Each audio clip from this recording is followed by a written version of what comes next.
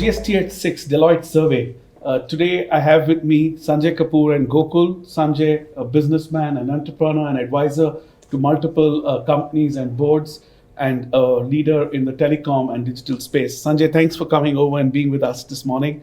Pleasure. GST at 6, our survey, our participants have said 72% is positive, and this is vis-a-vis 59% last year.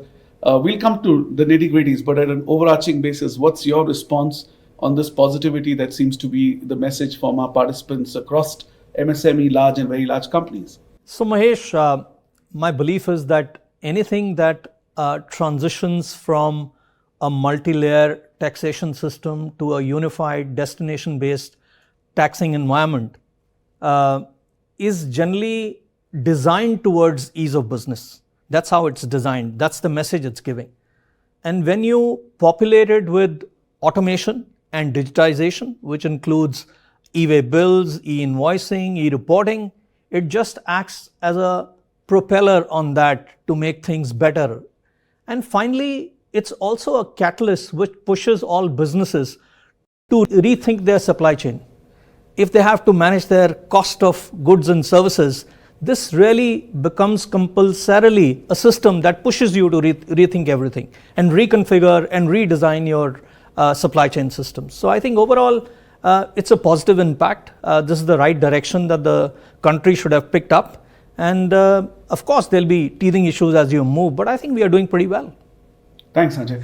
Gokul, building on what Sanjay said, if you see the year-on-year growth of the GST collections, one would say if the collections has grown, would the participants be happy? They are pretty happy or very happy. How do you read that from an economic impact of GST, Gokul? So when you look at the participants in the marketplace, I don't see anyone saying those good old days when we had sales tax and service tax. I think there's been an acceptance of GST as an efficient form of taxation in society, in the economy. And people have recognized that there are more merits in moving into the system. And one of the things which has helped is not just as what Sanjay articulated, that we are moving from a fragmented system to a singular unified system, but we are also building a very strong architecture of digital and technology, which will become an enabler for businesses to become more efficient. So I think the digital architecture, which is GSTN, and the way the government and the society have embraced technology, I think that's a big game changer. Thanks, Gokul. I think that links to the next question, that 94 and 99% is the thumbs up from large and very large companies on e-invoicing. Sanjay, the MSMEs are still at 70%. And now, given the lens that you have, a very wide one, what do you feel is the impact of GST on MSMEs, technology as well as non-technology, Sanjay?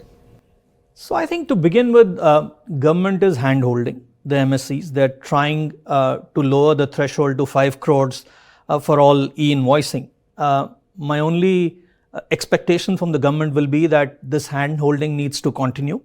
They need to really make sure that the digital transitioning is supported, and also the burden of any audits, etc., is not as severe, because I think the MSMEs really need to adapt themselves and also graduate to the new systems, and everybody should enable them rather than to start beating them at the early stages. So I think that would be my expectation, that they should be included is absolutely a given. And is your response more where you see MSMEs aspiring to go on a multi-state business, and therefore this comment about the interface with tax authorities needs to be a little bit more, engaging in nature? Is that where you see where MSMEs want to build on the supply chain point that you made earlier, to be present in multiple states? Any take on that, Sanjay? Yes. So what is happening is that it's difficult for anybody to define a business today which is not digital.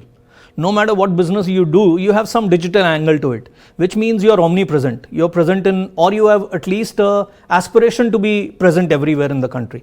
So I have no doubts that there'll be many MSMEs who will be aspiring to be everywhere in the country, and they should not face the same fate of dealing with multiple situations where they don't have the wherewithal or the capacity to deal with them.